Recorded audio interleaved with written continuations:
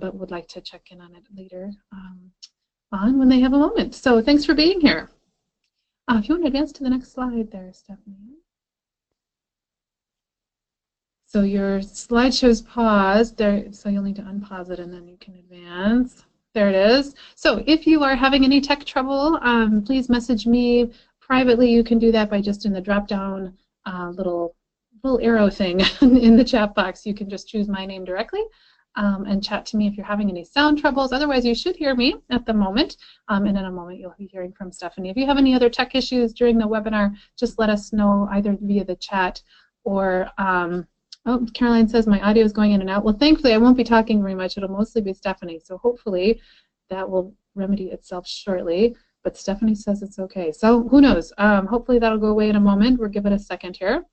And we will go ahead and get started. I'm going to toss it over to Stephanie Sommers, who is our ACES Coordinator, to lead us through this webinar. Thanks for joining us, everybody.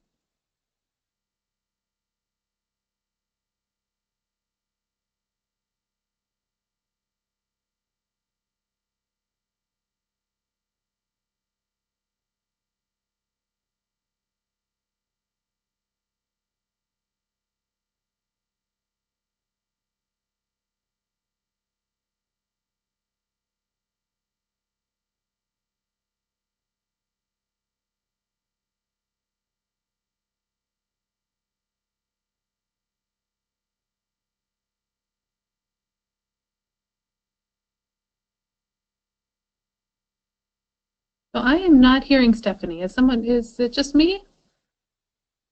Yeah. Stephanie, try again.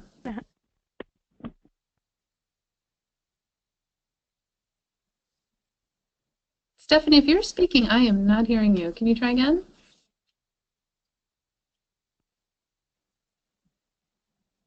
Uh-oh. All right, everyone, give us a second here. It worked just a moment ago.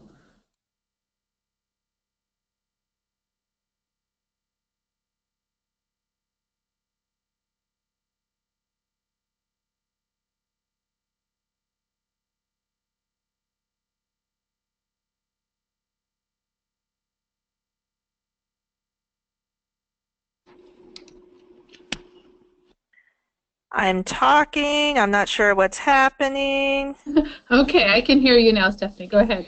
Okay. All right. Sorry about that, folks. Maybe I just needed to unplug and plug back in. We had it all set before we started, of course.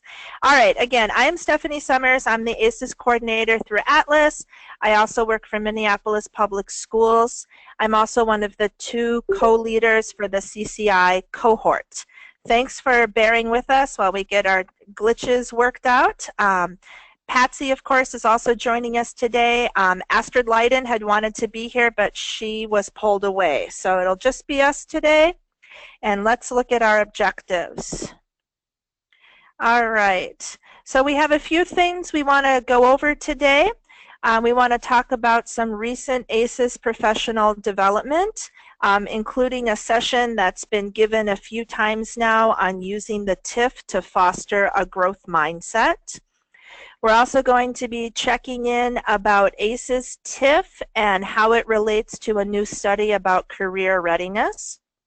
We're going to see examples of how ACES can be observed, including in a one-room schoolhouse setting.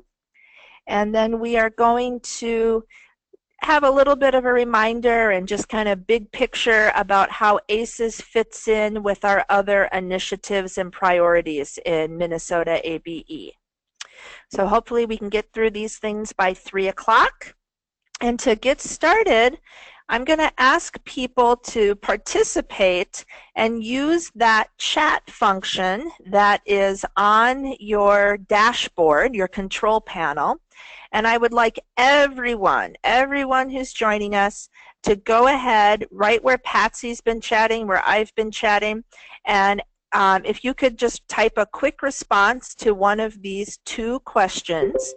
So the first one is, do you have any ACES-related questions or topics that you would like for us to address today in this webinar? So I just went over the objectives with you.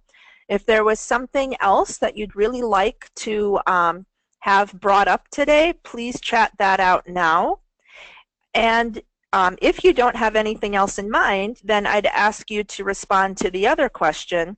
How has ACES TIF, or transitions-minded instruction, come up in your program or classes or with your learners recently? So we'll take a minute or two, but we would really love it. So there's 12 people on here. Patsy and I have already been chatting. If everyone could go ahead and write a comment, we would love it. Miriam says, I'm new to the field, so I'm here to learn. I don't have questions yet. Fair enough, Miriam. Thank you for adding to our chat. We'll wait just a minute while a few other people are able to chat out. Elizabeth Bennett, my program is starting to incorporate ACES skills in our student support group meetings. Okay, so does that have to do with helping learners be better learners or overcome obstacles, maybe navigate some systems? That sounds intriguing, to be sure. It would be great to hear from a few more of you.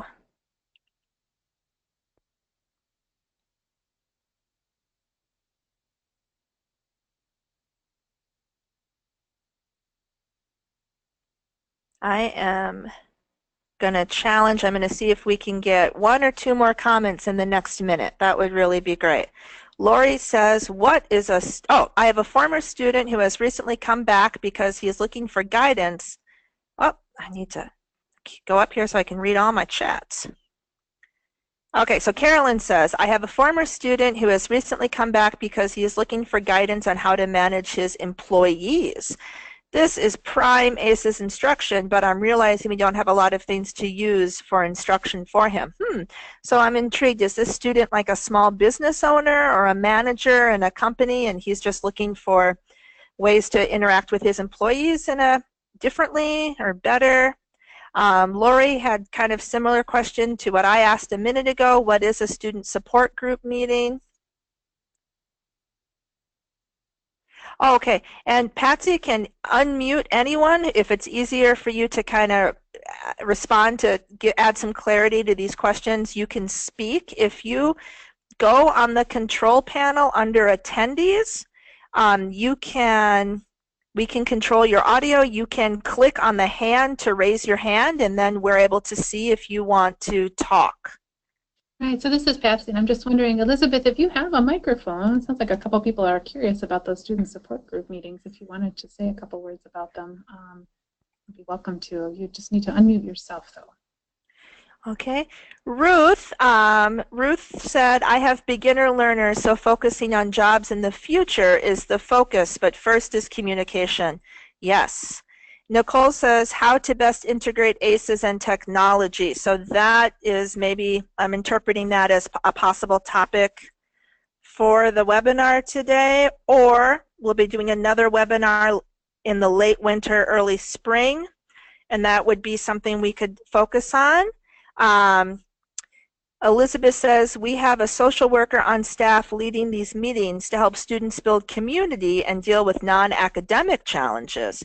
That is interesting. So is the idea that students kind of have to be able to work through some of the things going on in their personal life before they're able to really focus on school?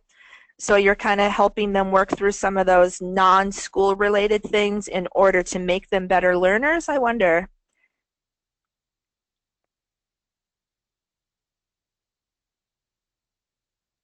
So if it, yeah. That's really, really intriguing. I think people are really interested in that. So you can continue to chat, anyone who still wants to make a comment. I am going to go ahead and, yes, so Elizabeth says yes, that is what their student support is about. So that's the kind of thing, if people are interested in that after this webinar, I might be able to follow up with Elizabeth, and we could possibly talk about that a little bit more in a future webinar training if Elizabeth would be open to that. I would love to share more if that's what people are interested in. So thank you all for chatting. I'm going to go ahead and move on, but if something else comes up, continue to use this chat box for sure. All right, we're going to talk a little bit about what ACES related trainings have been going on at recent events.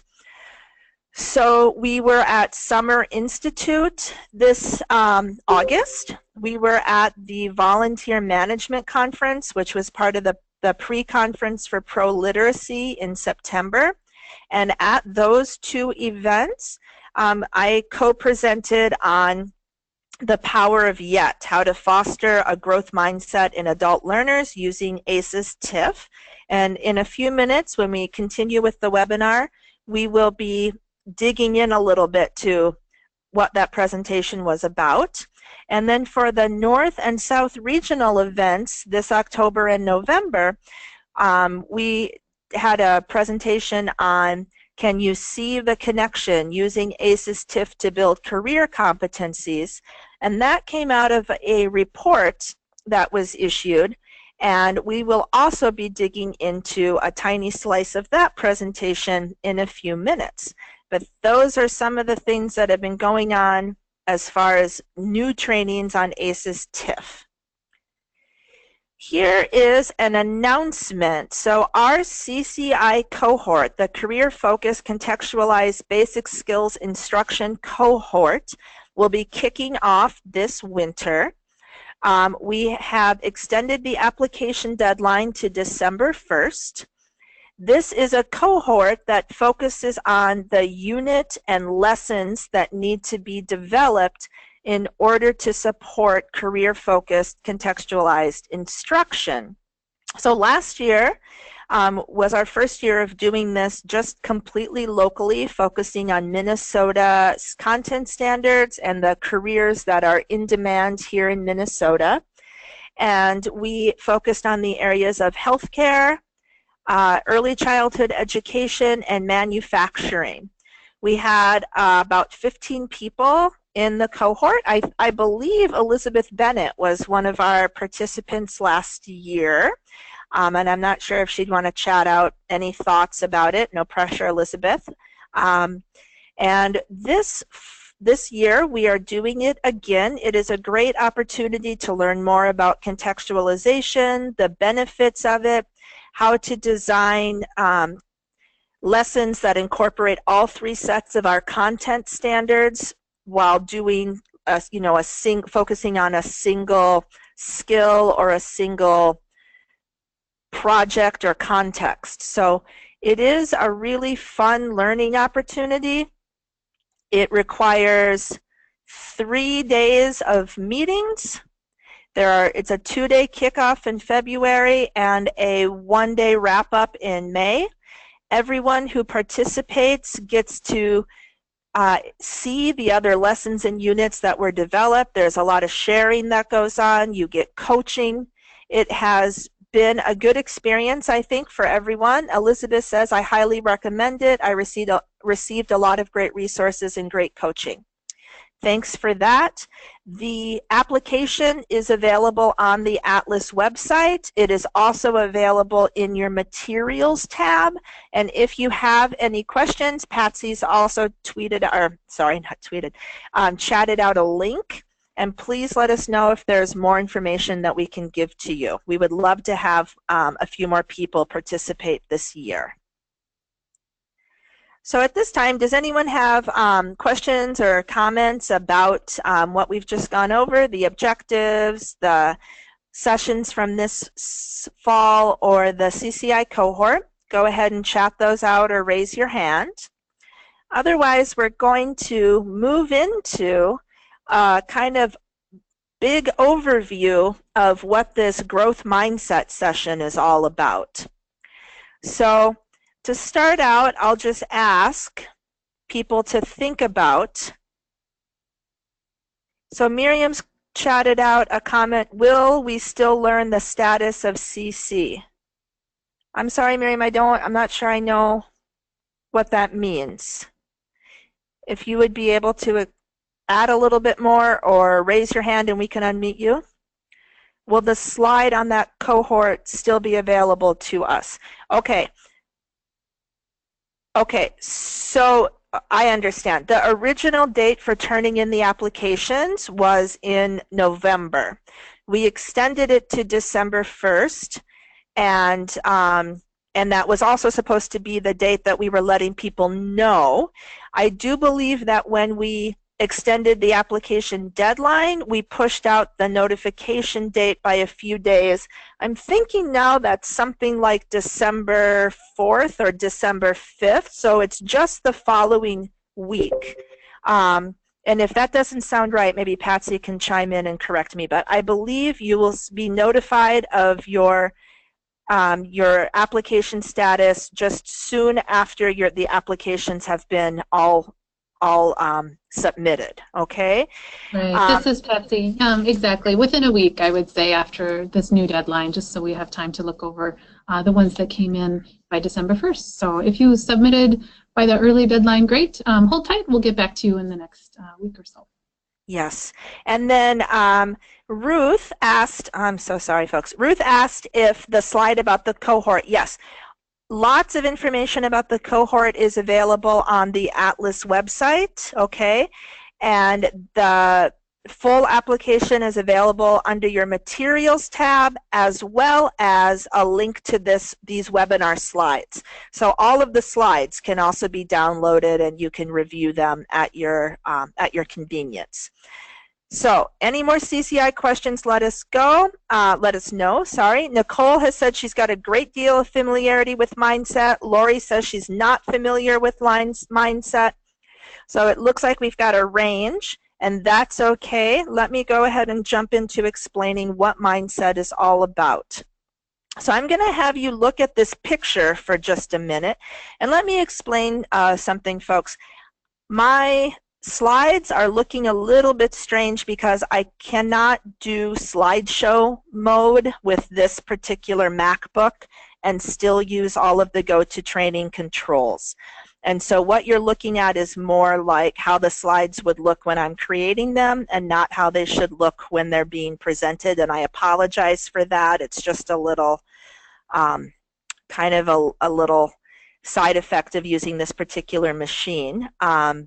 So if you look at these two images, can anyone comment?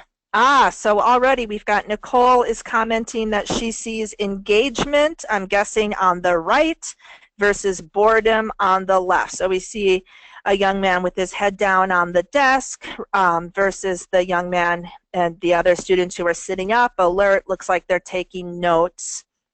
So exactly, that was exactly what I would hope you would notice, that there are, yep, someone else wrote nappy time. We've got some people who are completely checked out and other people who are engaged. And this relates to mindset because the idea behind mindset is that we are the ones who are in charge of making ourselves better, smarter, and we can grow our intelligence through the effort that we put into something. So in other words, you get better at something, you grow and strengthen your mind by practicing things in new ways, trying new strategies and approaches, and simply by believing that you can get better at something.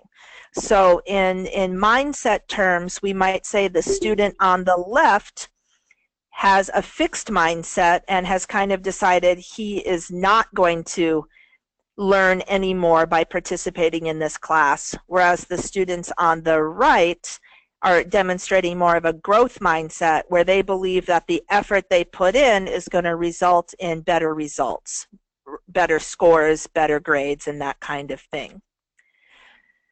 So here is a way of looking at mindset. A fixed mindset is the belief that intelligence is a fixed trait, like eye color.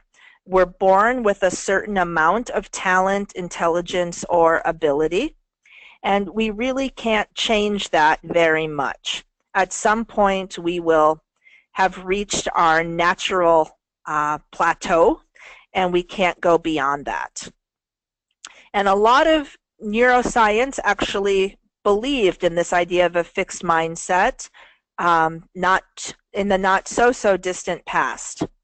But then there was new research that started to show that intelligence is actually like a muscle. And people with a growth mindset believe that they can be smarter, they can improve their ability by trying new things and by attempting new strategies. And in that way, you are developing your intelligence, you're creating new pathways in your brain that actually result in making you better at something. And in a nutshell, that is the idea behind mindset. So we would want our students to have the growth mindset and not the fixed mindset. So here's just a little bit more about what the research says as far as why mindset is important. There is a large body of research that supports the idea that students with a growth mindset do better in school. This is especially evident in response to a setback or challenge. Students with a fixed mindset tend to give up because they believe that they just don't get it or they just can't do it. And they don't want to ask for help, and they don't want to show a lot of effort because they're afraid that they won't look smart. So they don't think of it as, if I ask for help, I'll get better at this. What they look at it as is, if I ask a question or if I show someone that I don't already understand, then everyone will know that I'm not smart and I'm not good at this. Students with a growth mindset, on the other hand, embrace a challenge because they see it as a way to develop and grow. They understand the value of what we call productive struggle. Okay? The leading researcher behind mindset, the idea of mindset here, is a woman named Carol Dweck. Carol Dweck is a professor of psychology at Stanford University. She published this book called Mindset, The New Psychology of Success. And she's also got lots of TED Talks. She has a website devoted to sharing her research and tools for developing a growth mindset.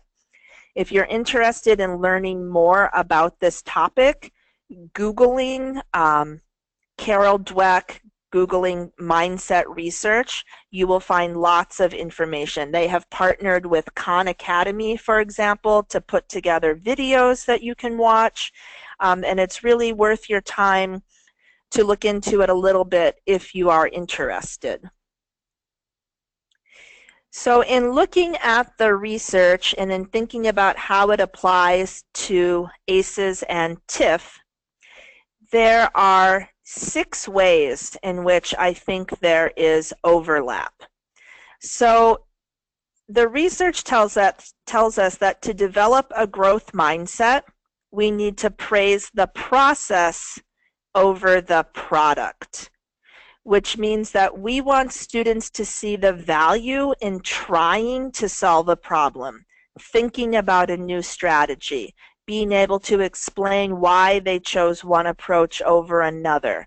That is where the growth is going to come from, not from getting an A on the paper or having the best final result. The students who understand that there is value in trying hard are the ones who will go further in the long term. The second area is encourage active reflection on learning. Okay, so having our students really think about times when they've struggled, times when they've faced barriers or adversity, and what they have done to try to overcome those things is what we mean by encourage active reflection. Develop the ability to accurately assess one's own strengths and weaknesses. So we can't know what we have to work on to get better at if we don't have a realistic picture of our own strengths and weaknesses right now. Foster an understanding of how each individual learns best and commit to the idea that all people can learn. Okay. Create a classroom culture that encourages setting challenging goals and taking risks. Getting our students to feel comfortable trying and taking risks is a big part of developing a growth mindset. And the last one, help learners to become super balls, not eggs. This is a sort of the idea here, if you can picture throwing an egg against a wall, an uncooked egg, maybe you can imagine what would happen. It would splat, right? Now picture throwing a super ball, a small rubber ball against a wall, and try to imagine what would happen. It would bounce back. And so we want to develop resiliency in our learners so that when they face challenges or when they have a setback, they become the super ball and not the egg. That's what that last one means. So I'm going to ask you to look at this for just a minute, and if you have a copy of the TIF in front of you, which I hope that you do, I'd like you to look at the categories, the 6 categories, and see if you can see any connection between what we have here, these 6 ways to develop a growth mindset, and the 6 categories from the TIF. And if anyone would be willing to chat out or speak up for just a minute and let us know if you see any overlap, that would be fantastic. So just to kind of give people an idea of what I mean, the first one, praise the process over the product. So if we think about giving praise, that would have to do with communication. And so this particular way of developing a growth mindset overlaps with the effective communication category of the TIF. So if you would take a minute and look at the other 5 and think about the category overlap, and then if you would be willing to use the chat or to raise your hand, let's see if we can identify what the other ones are. Okay?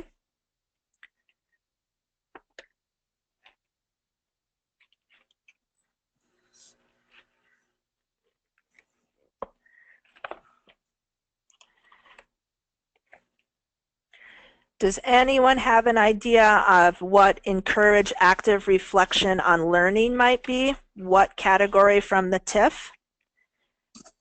Okay, yes, Ali, critical thinking, exactly. When we think about problems, when we think about solutions to those problems, we are using critical thinking skills. Absolutely right. Thank you. And then learning strategies is skill 4. Yes, thinking about how one learns best. Exactly. Thank you, Elizabeth, for chatting that out. How about anyone else? Could we get a couple other people to maybe chat out? What about the develop the ability to accurately assess one's own strengths and weaknesses? Does anyone know what category of the TIF that has to relationship with? Okay, so Nicole asked, can I post the link to the TIF? It is actually in your materials tab. There is a link to the TIF at a glance, which will give you all 6 categories. So if you can look on your control panel and go to materials, it's available there. It's also available on the Atlas website if you prefer to access it that way. Okay. Develop the ability to accurately assess one's own strengths and weaknesses. Exactly, Patsy, developing a future pathway, and Ali got it right on your heels. Excellent. So we already said that the 4th one is learning strategies. How about the 5th one? The 5th one has to do with self-management. Setting goals is in the self-management section of the TIF. Okay. And then the last one, help learners to become super balls and not eggs. Anyone have a guess on that? Again, self-management. Yeah, I think that that could also be considered self-management. This way of building resiliency, having persistence. Yes, excellent. I want to thank everyone who helped out with that. You guys did a great job, so virtual high five. And we're going to look now specifically at how we can use the TIF to build one of these skills, and the one we're going to focus on is praise the process over the product. Okay, so for those of you who might be new to ACES TIF, the effective communication skill 1, if you want to, you can see on your screen, engage positively and actively with individuals in both one-on-one and team settings to accomplish goals. So each category of the TIF has 3 or 4 main skills, and then each of those skills has a variable number of sub-skills. So here you can see that there are 6 sub-skills under that one skill here, engage positively and actively with individuals. Okay, so this is the TIF skill that lines up and would support this idea of praising the process over the product. But what exactly do I mean by that? I am hoping that people were able to access the different materials that I had put into that materials tab, and I'm hoping that people might have in front of them, or perhaps I can make it so you can see it here on the screen, this particular checklist. So this checklist here is about phrases to celebrate a growth mindset. Okay, so you can see the first one says, I'm proud that you really tried. I see how much effort you put into this. At least you worked hard, etc. What I would like you to do right now is to look at these phrases, and I want you to pick out, there are only maybe 3 or 4 of them that do not celebrate mistakes, the ones that would not help to foster a growth mindset because they are not praising the process over the product. So again, the majority of these phrases do celebrate growth mindset, they do celebrate process over product, but a few of them do not. And what I'm looking for is people to chat out the ones that they think do not celebrate that idea of growth mindset, celebrating mistakes. So Ruth tweeted out 14. Every mistake you make is progress. Okay. Well, actually, Ruth, I think that one does celebrate mistakes, because we're pointing out the fact that making a mistake is how we learn. But thank you. And a couple of people have, thanks. Ruth says she meant 15. I know, it might be hard to see if you don't have your own copy. So sorry about that. Yes, 15 for sure. Bless your heart, math just isn't your best subject, right? So now I'm going to ask you a question. How could you change that number 15 into something that would celebrate making mistakes? Or what is it about that that you think does not celebrate mistakes? What about saying to a student, bless your heart, math just isn't your best subject, do you think is contrary to this idea of growth mindset? If anyone would want to chat or unmute, I'd love to discuss that.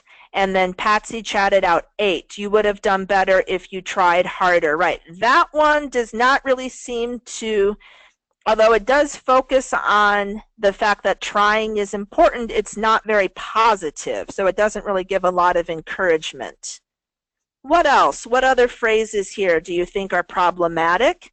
And or how could we change the ones that we don't like to make them a little better? Number 3, at least you worked hard. Yes, Ollie. Yes, when I look at that one, what troubles me is the phrase at least, because it's sort of like saying, well, nothing else about this went right, but at least you worked hard.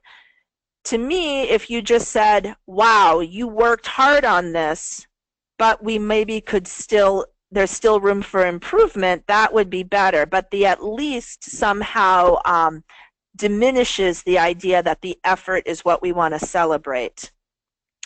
Patsy says about number 15 that it makes it sound like it's a state that can't be changed. Right. So there's no room for growth here. It's not, you're just not, maybe something better would be you're just not understanding this math yet, but let's try a new strategy, right?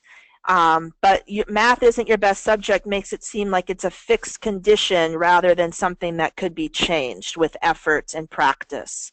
Ali, you're a great participant here in this webinar. Ali says, keep trying and you'll get it.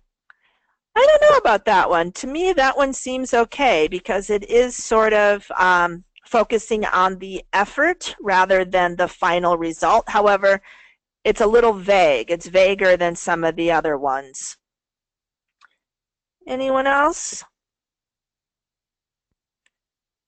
Maybe what I can do is move, there are a few at the bottom maybe folks can't see yet, so I'll move those up. Ali says it seems negative. Yes, and these are certainly subjective, and so for certain some of these might hit people's ears in a wrong way. How about, are there any that you really like and that you think are ways that you talk with your students now, or would be ways that you'd like to maybe start talking with your students in the future? Anyone want to tweet, or I don't know why I keep saying tweet, chat out one that you really like? Lori says 25 focuses on the product, not the process. Yes, exactly. Spot on, Lori. Number 25 says, see, you are good at math. Look how many you got correct. So we don't want to necessarily put the focus on the number correct. We want to put the focus on the effort that the student put in to trying new strategies, persevering, and solving a difficult problem. So that's great. Some people are saying they use most of these. I think, Ali, I hope this is one that you really like. Let's figure out together what we should try next. Yep, I like that one too. Kind of making the teacher the kind of side-by-side learning here. Elizabeth says 24 praises being inherently smart at something. Great job, you must be really smart at this. Yes, yes. One of the first exposures that I had to mindset was at a training a number of years ago at COAB, in which someone said, you should never tell a student that they're smart. And I thought, that's an odd thing to say. But then she went on to explain that telling someone they're smart reinforces this idea that intelligence is something you have or you don't have, or that it reinforces the idea that someone did something well just because they are naturally smart or good and not because they worked hard. And so yeah, 24 and 25 would both not be great things to say. Elizabeth says she likes 2 and 4, so if we scroll up to those real quick, what do we get? Wow, you really practiced that and look how you've improved. Yes, focusing on growth, and I see how much effort you put into this. Yes, yes, yes. Wonderful. Okay, I think that you get the idea of this. So this celebrating, using this kind of growth language, using these phrases that celebrate making mistakes and letting people know that making a mistake is something that we want to encourage because we learn from it. This is one way that you can use ACES TIFF in your classroom. You could have a list of these phrases on a poster.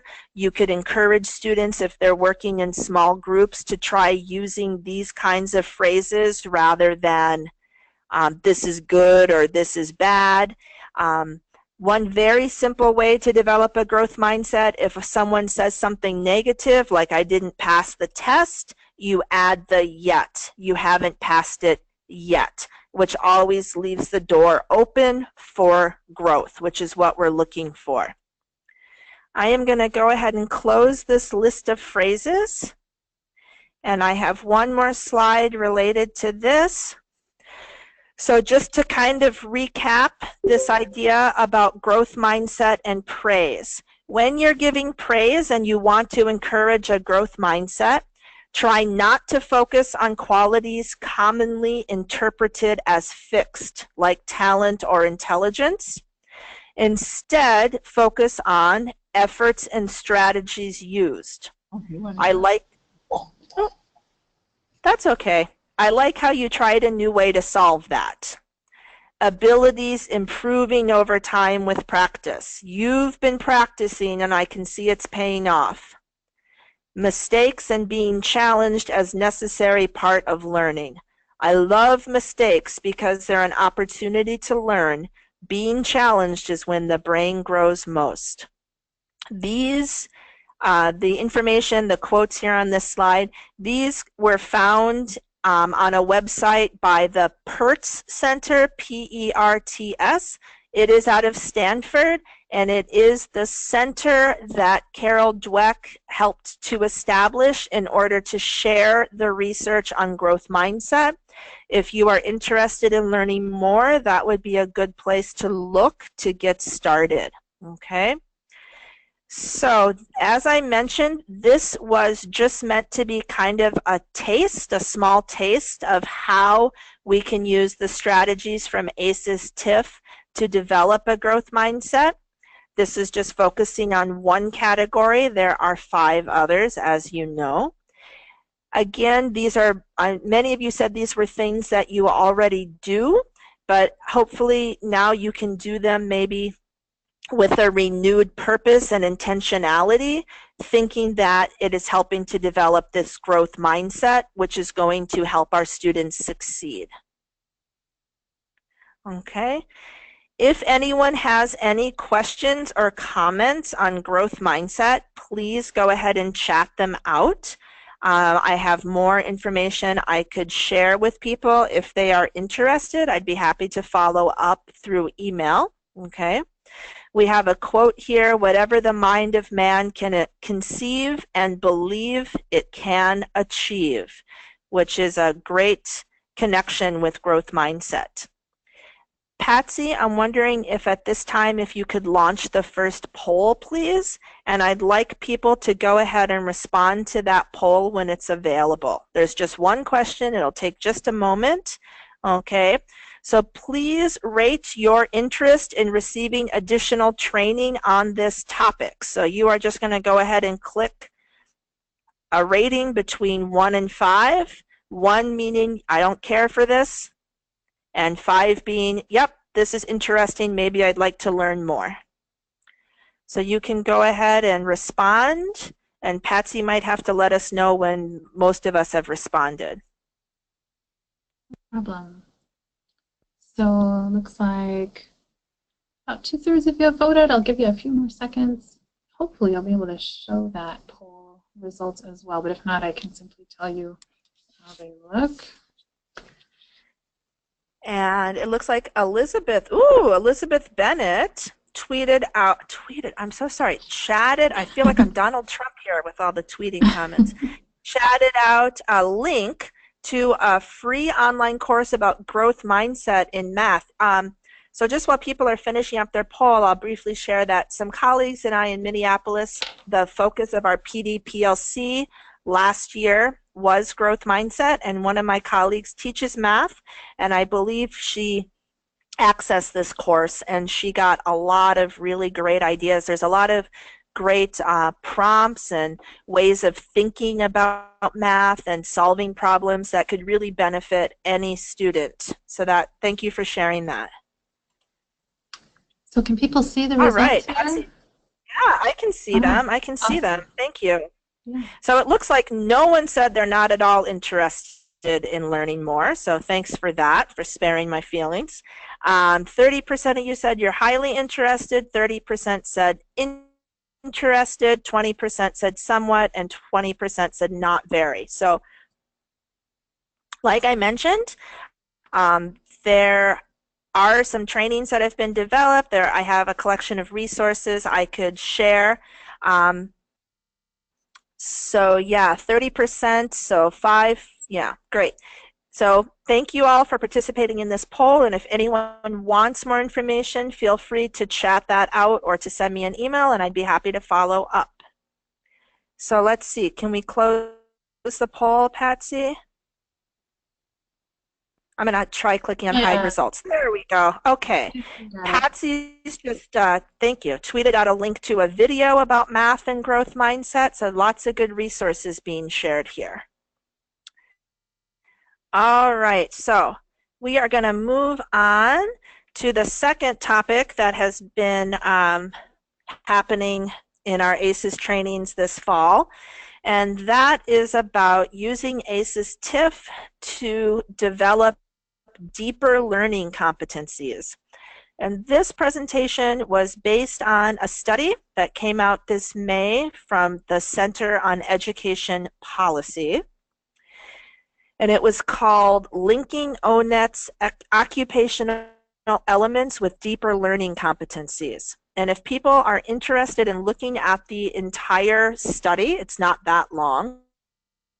It is included with the materials, and it can be an interesting thing to look through. The 6 key deeper learning competencies that are referred to in the slides and in this study were first identified by the Hewlett Foundation in 2012 as part of its deeper learning initiative to support setting new standards for equity and excellence in U.S. public education. So the competencies were identified first. And then what this study actually did was look on a website called ONET, which is a huge government database. I believe it is the biggest government database for employment information.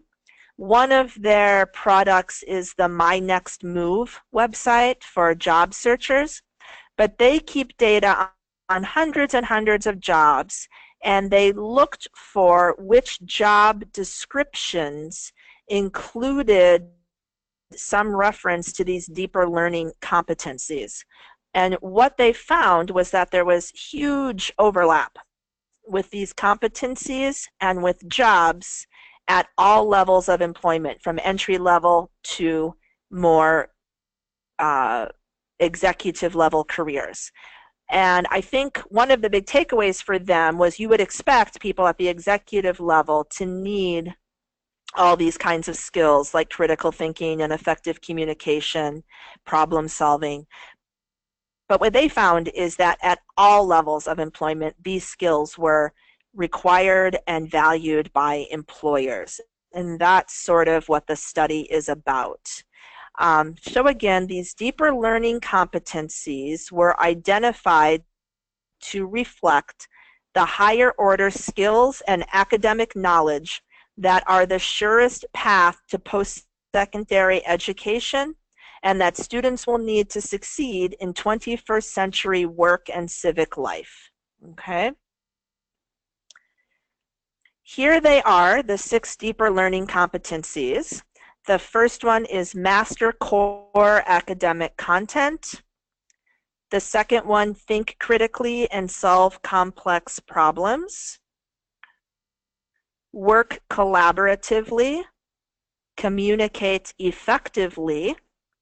Learn how to learn, and develop academic mindsets. And I can tell you that one of those academic mindsets has to do with, if you read that, students develop positive attitudes and beliefs about themselves as learners that increase their academic perseverance and prompt them to engage in productive academic behavior. So hopefully you're kind of making a connection between that and what we just talked about with the growth mindset. So having a growth mindset would lump in with this idea of academic mindsets, along with grit, for example, and perseverance. So similarly to how I looked at the growth mindset research and came up with ways to develop a growth mindset that overlap with the TIF, I also look at these deeper learning competencies and right away see overlap with the TIF. So hopefully you see the same thing, and we are going to go ahead and think about how these 6 categories relate to our TIF categories, or it's how these 6 competencies relate to our TIF categories, okay? So what about master core academic content? Does anyone have an idea of how that might relate to ACES TIF? In ACES TIF language, what we might call that? If anyone would be willing to chat out, that would be great. You guys were doing such a great job chatting. So we've got master core academic content, think critically and solve complex problems, work collaboratively, communicate effectively, learn how to learn and develop academic mindsets. Anyone seeing any connections there that they'd be willing to chat out?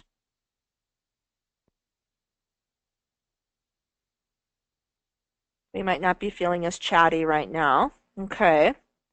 Well, let's look here. When I look at these, master core academic content, I see an overlap with learning strategies. Think critically and solve complex problems, an overlap with critical thinking. Work collaboratively and communicate effectively. Both of those have a connection with effective communication. Learn how to learn, self-management, things like being organized, but also learning strategies, knowing how you learn best. Develop academic mindsets, also related to self-management. Okay? So again, here's another way that we take this thing, the TIF, that was created here in Minnesota, and we're seeing a connection to larger ideas out in the world, this time about these deeper learning competencies that can help our students be more marketable for jobs. So we're going to look, just like we did the last time with the growth mindset, at one of these categories and an activity that might help us to practice. And this time we're going to focus on critical thinking. So for those of you who might need a refresher, the definition of critical thinking from the category in the TIF: critical thinking requires disciplined thinking that is open-minded, rational, and informed by evidence in order to arrive at decisions or conclusions that go beyond factual recall. In ABE classrooms, critical thinking skills involve actively applying thinking strategies that range from analyzing relationships between components to drawing conclusions from a variety of, sorry, that's supposed to say data. Critical thinking skills are increasingly essential for ABE learners to succeed in the workplace, higher education, and in navigating the complexities of 21st century life. So, how do we develop these skills? Here is one idea taken from maybe a high beginning ELL classroom. This is an activity that I call TrueFalse Dictation, and I would often do it with my learners after we had read and done some close reading of a text. So this particular text comes from a New Readers Press book called That's Life, and it's called The Anniversary Party. And it was included with your materials, but if you don't have it, maybe I can make it so you can see it here on the screen for just a minute. So, oops, I apologize. Let me see. There it is. Let me get back to that. Here we go. So we're going to pause for just a minute, and you are going to look at this short bit of text, read it, and then we're going to do a quick activity called true or false dictation. So we're going to read for just a minute. For those of you who might listen to this recording, I guess I'll go ahead and read this out loud. So this is called The Anniversary Party. Tonight there is a big celebration for Edward and Sally. It's a party for their 25th wedding anniversary. There is rock music and delicious Chinese food. There are pretty red decorations. It's a beautiful evening outside. Edward and Sally's children, nieces, nephews, brothers, sisters, and cousins are all there. Their good friends and neighbors also come. Everyone is happy. But there is one person who isn't happy. She is Irma, Sally's 82-year-old mother. She is never happy. In her opinion, things aren't quite right.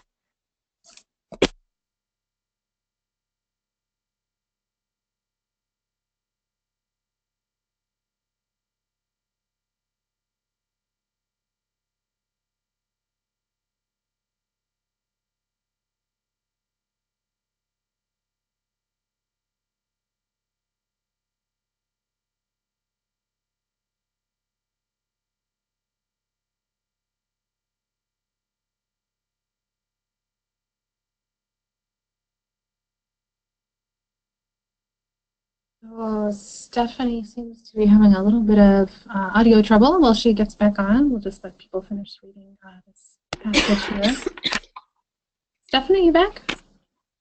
Can you hear me? Yeah, now you're back. Great. Let me just let you for a second. I think I bumped my mic when I coughed, and that's put me all funny again. Sorry, folks. Okay. Because the decorations are red, she says green is better. Because the party is outside, she says inside is better.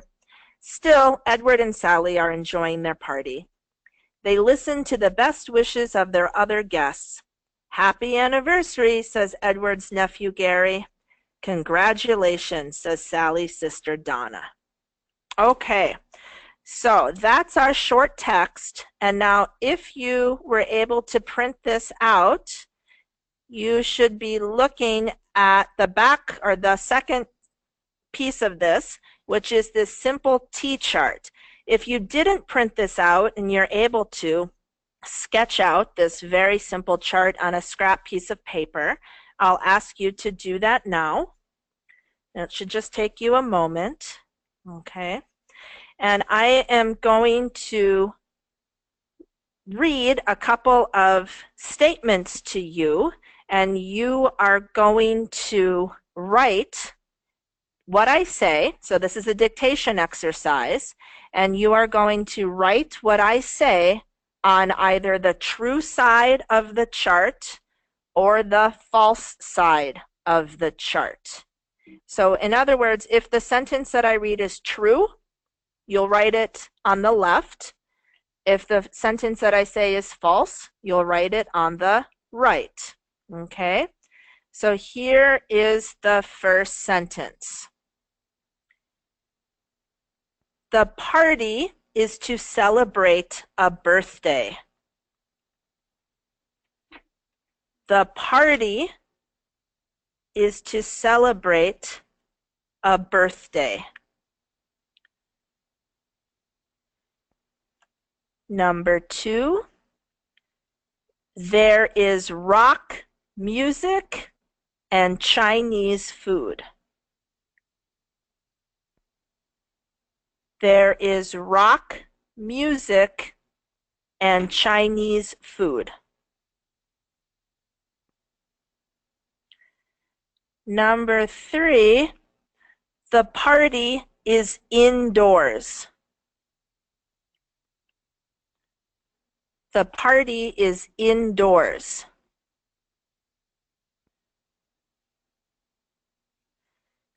Number 4, everyone at the party is very happy to be there.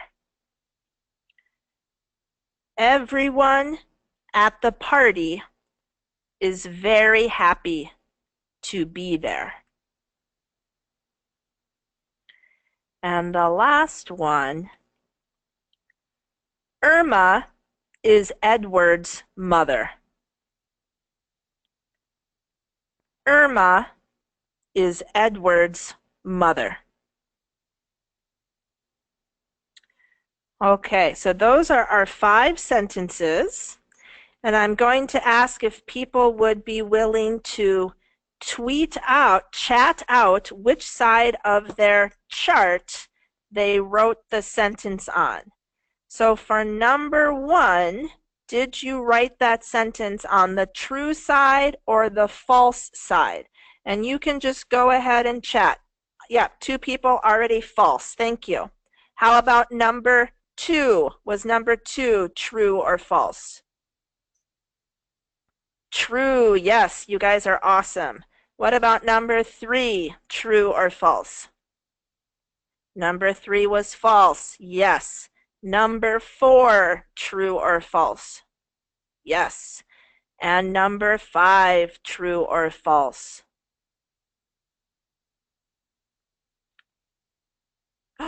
Number 5 turned out to be a tricky one. Number 5 was false. Irma is Sally's mother, not Edward's mother. So that one was false. Okay, thank you for helping me out with the answers.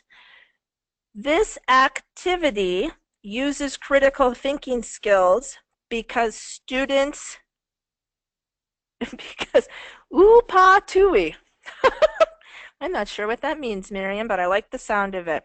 This activity uses critical thinking skills because students have to determine whether what they're hearing is true or false, which is a kind of a value judgment. This is a relatively simple activity, but maybe you can think of ways that you could use a chart like this and do it with incorporate more difficult content. So this is a pretty easy graphic organizer. So the learning tool would be fairly simple, but you could make it a more difficult activity by using different content, a more challenging reading, for example. If you were doing like a career pathway course maybe and talking about medical ethics, you could read out a scenario and students would have to identify maybe ethical or non-ethical or respects privacy or violates privacy for patients.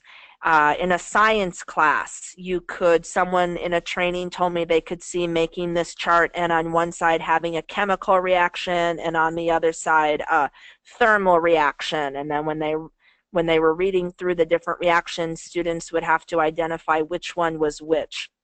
So there would be a lot of ways of making this more or less difficult, but the idea is that students are having to really think to decide where to write their answers. I am now going to show you, and I apologize for this. I hope that my screen is a little bit back in place now. Okay, I had to adjust that to show you the other document, but I am now going to show you another way to use the chart, which is for vocabulary development. So this is from a unit from a book that we often use. This was from Ventures, and this was a unit on home problems. So the vocabulary is in the picture on the left. So you see a broken window, leaking faucet, torn or ripped chair, scratched table, bent chair leg, burnt out light by the door, cracked mirror, stained tablecloth, and the window, this is the tricky one, the window is jammed, okay? And so if this was my target vocabulary, I could use this same chart, the true-false chart, and I would read sentences to my students, and again, they would have to identify if the sentence was true or false. Or you could say yes or no, logical, illogical. And to illustrate what I mean, one sentence might be, the carpet in the living room is jammed with coffee. Well, that would be false because jammed is not a word we use to talk about a carpet. It would apply to the window. So it's a false statement because we really want to use the word stained there, for example. Number 2, someone threw a rock at the window and now it's cracked. Yeah, that has meaning. That makes sense. So that's a true statement. The water won't drain because the sink is clogged. Yep, that makes sense. That's true. Number 4, be careful when you sit in that chair. The legs are leaking. What? No, legs don't leak. That one doesn't make any sense. And number 5, I can't see in the hallway because the locks are burned out. Again, that was sort of a nonsense sentence. Locks don't burn out, of course, lights burn out. So this is a way to use that same chart, that same learning format, to do a different kind of task, and this time it's focusing on vocabulary. So what I was hoping people would do in just a minute or so, here are some words, again from a Ventures book, and these words are related to health. And so I was wondering if people might be willing to use 1 or 2 of these words in a sentence, kind of like the ones that I was just showing you, that would test a learner's understanding of the meaning of these words. And if people wouldn't mind chatting out 1 or 2 ideas, that would be wonderful. And if you're not comfortable chatting out your ideas, maybe on the piece of paper that you've been using, you could just write them down and keep them for yourself. But it would be super great if 1 or 2 people could chat out a sentence that could be dictated, used with the chart to test understanding.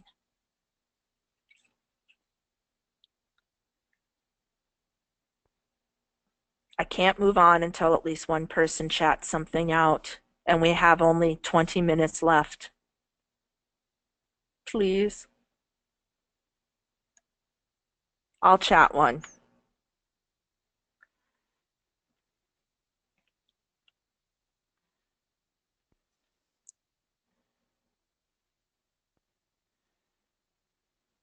We've got a couple good ones there, Stephanie. Oh, thank you. Ollie says, my allergies caused a swollen rash in my chills. That's awesome. Miriam's still thinking, but Elizabeth says, my baby's skin is red because he has a rash. Thank you. And then Ruth chatted out, I red blotch on her arm. The red blotch on her arm was a rash. Great, great, great. So yes, these would certainly be great sentences to use with that chart. You can adjust the level of the sentence by how many words you include, the overall vocabulary level and complexity, but maybe you get the idea that this is a way to practice those important critical thinking skills while also covering other ELL content. Okay. Thank you for chatting out, and I am going to show you now, these are a couple of other resources from the Atlas Resource Library that are related to teaching critical thinking skills. We've got procon.org. We've got the Newseum ED website and the New York Times Learning Network. So all of these are linked on the Atlas Resource Library. There are, in fact, pages for each of the TIF categories, with suggested resources for each one, and we add more about every month or so. All right. So just to kind of reinforce this, and if we think about how this, yes, all of the resources that I curate this library and all of the resources that I add are free. Sometimes you have to set up an account, but it's always a free account. Occasionally, the resources are such that there are different levels of use, and the most basic level is free, and then you have to pay a little money to unlock more features. But I try to choose things that are completely free. So thanks for that question. All right, application to work. So how would the activity that we just looked at help students to develop critical thinking skills that would transfer to a work environment? A couple of ideas would be when a worker has to evaluate new information to see how it compares to what was previously thought or believed, and applying prior knowledge to new situations in order to solve problems. Once again, this larger presentation had different activities that paired up with each of those different key competencies, and I'd be happy to share more information if people are interested. And speaking of interest, Patsy, would you mind launching the second poll? Ooh, just give me 1 second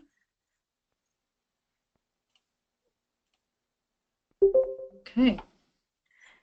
Excellent. So again, this poll is exactly the same as the one that we did before. We're just trying to gauge people's interest in possibly receiving more training on this topic. So go ahead and respond.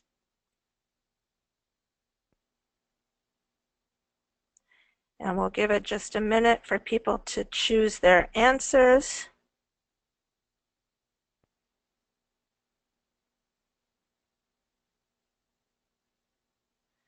Okay, Patsy might be able to tell us how we're doing with people responding.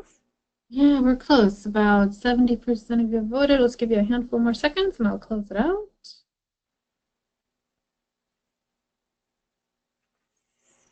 All right, let's go ahead and close that and share the results. All right, so it looks like this time people were pretty concentrated in the I am interested in receiving more training. So I get it. Maybe highly interested is too high of a bar. Highly is a loaded word.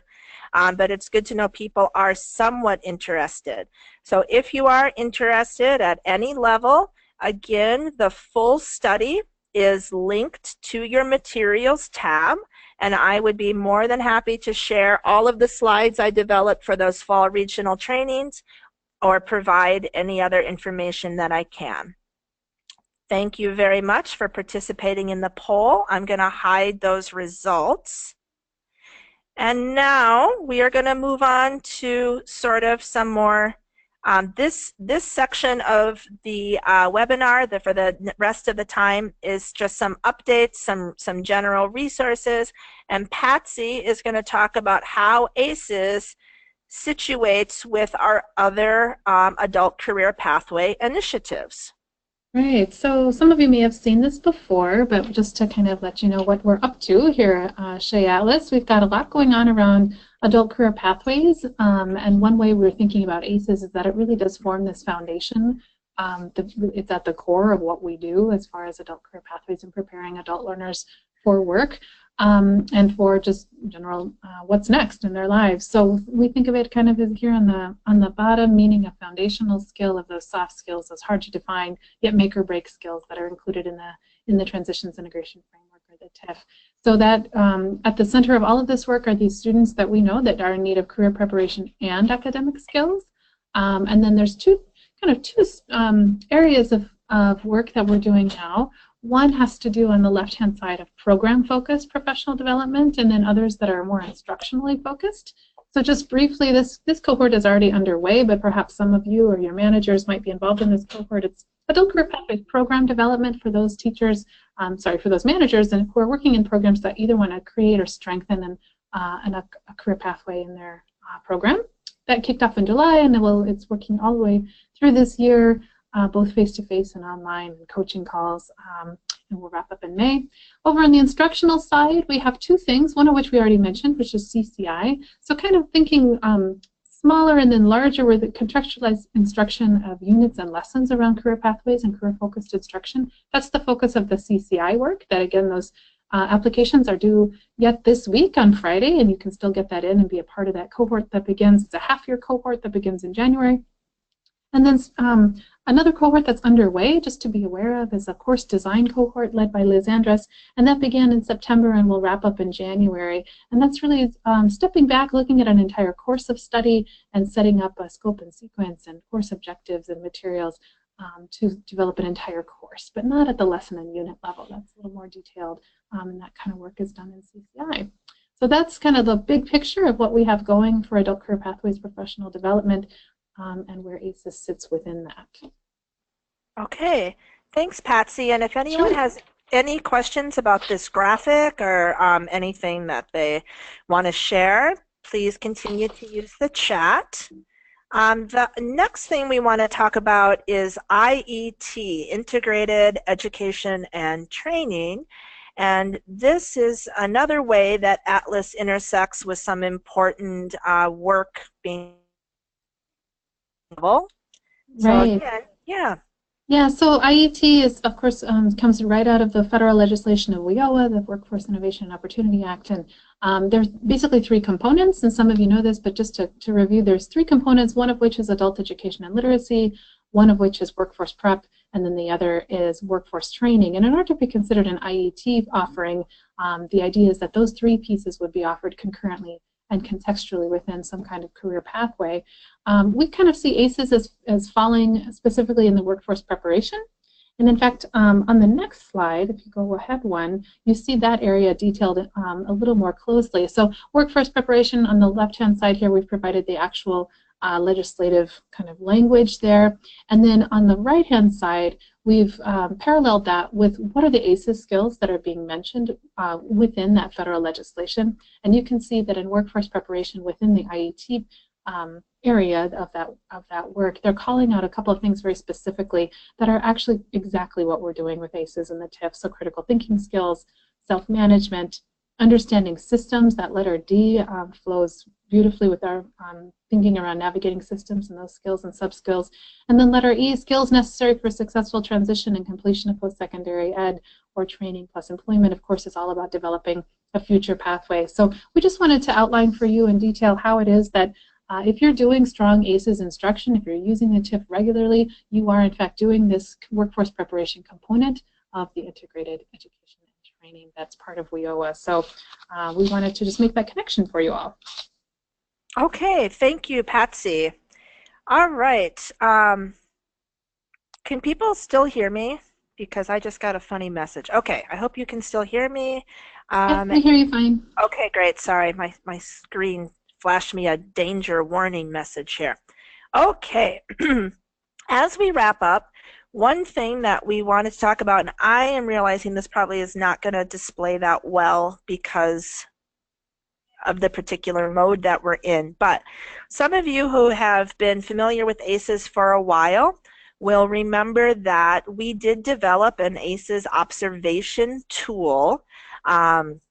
And there have been program managers who have asked about how can we really know and record how these ACES skills are being taught and implemented in the classroom. And so we developed this ACES observation tool. This is just the first page of it here.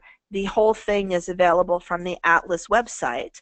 And since some of you might be new, we wanted to make sure people were aware that this exists, and also that we are always looking for feedback and ways to make this more user-friendly, ways to make it a better tool for people to use.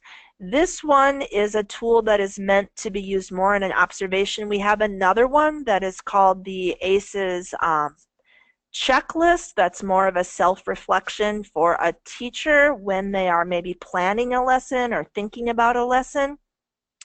I have included with your materials a version of this that was developed by a program up in St. Cloud. So this is kind of how they have put ACES into their larger observation form that their district requires them using. So this is just to sort of let you know that it can be tweaked and adapted for different programs and purposes. They have used a version of the form in the Department of Corrections quite a bit. Another person on the webinar today, Carolyn, has developed a form that she uses in her school, which is a one-room schoolhouse. So we don't have a lot of time to talk about this too much today, but just so people know, we are always looking for ways to make this better and more usable. There are different versions that people have developed, and I am more than willing to devote more time to this topic in our next webinar and or to share resources with people if interested. we are about to move into the section about using our ACES resources, and let me just show you, hopefully you can see this. This is, of course, the Atlas website, and under resources, ACES is the first one because it's alphabetical. This is where you can find the different resources I was talking about before that go along with each of our categories, okay? You can also get information here about the ACES 101 course through the MLC, which is a self-paced course that provides people with 6 CEUs and helps you learn about content standards in general and the categories in the TIF. That feedback and observation and lesson audit, those are all right here. This is where you could get those from. So lots of great things on this website, and we're always looking to get more traffic, more visitors there, so please check it out. All right, moving on, because I know we've got to wrap up shortly. Just in case anyone missed the big news, we do really want to celebrate again the wonderful work of Atlas. Patsy and Marisa went to Washington, D.C. earlier this fall to accept an award. It was an award for being leaders in the field of adult education, the National Literacy Leadership Award. There are many initiatives at Atlas that were, many initiatives at Atlas that helped to make us the winners of this award. And one of those is ACES, as well as M&I, as well as EBRI, and the other wonderful work. But and just another congratulations to Patsy, Marissa, Gail, the whole team that made this award possible. It was a big deal. I am once again going to have Patsy say, Patsy, we are getting some congratulations chatted out here. Patsy is going to give a quick update about the statewide PD survey, and then we will wrap up with just a couple other announcements. Great. So just a heads up that the statewide PD committee put together a survey again this year, and this survey is out. It launched on November 7th. It is significantly shorter. So if you have shied away from doing the survey because you just don't have time and surveys are not your thing, take the time this time, because it really is. It's like a third of the size of it of the previous years. We have scaled back in a big way. It will be open through January 5th, but I encourage people not to delay. We are using that data for things that we are planning all the time. So if you are in a management position or coordinator, if you can find kind of a slot of time, maybe at a staff meeting or at a PLC or something where your staff can simply just sit down and do it on paid time, that's ideal. If not, of course, we encourage people to do it on their own time. And really, it shouldn't take more than a handful of minutes, maybe 10, 15 tops, to complete the survey. And we use that data just to an extraordinary amount. We use it when we plan regionals, we use it when we plan Language and Literacy Institute, when we decide what to do for webinars, when we decide how much money to put towards which initiatives, etc. So really take the time, please, and fill out that PD survey for us, and we appreciate all of your insights. When you fill that out, there's a lot of space for open-ended comments too, and anything on your minds, let us know. Thank you so much. All right, thank you, Patsy. Here is a quick save the date for people to put on their calendar. This feels like it's a long way off, but it's really not. The Language and Literacy Institute for 2018 is coming up on January 25th and 26th. This will be at the Sheraton West in Minnetonka. Any of you who do download these slides from the Materials tab, you'll notice a little typo on this page. I misspelled Sheridan. This is what it should look like. Registration will be opening in mid-December, and you can always register for events from the Atlas website. In the couple minutes we have left here, so once again, we do add new resources to our resource libraries on a monthly basis. Every time we add a new resource, it is heralded by a newsletter article in the Minnesota ABE Connect newsletter. So the most recent one was about the media literacy resources in the museum website. That's a way to know that something new has been added. we have a couple other things here, but I wanted to go ahead and get to this idea of having people chat out maybe a takeaway from our afternoon here. If anyone had anything that was new nugget of information that they're going to be sharing with maybe someone else in their program or something they found valuable, I'd like you to chat it out. And yes, we're also going to be launching a final poll. So thank you. Mindset, Ali says, wonderful. I do have a final poll I was hoping people would be willing to quickly respond to. It's very, very short. We're going to launch that now. It's just asking what you might want to learn about in future webinars. Okay, so what ACES topics would you be interested in learning more about in future webinars? ACES observation tool, we didn't have too much time for that today.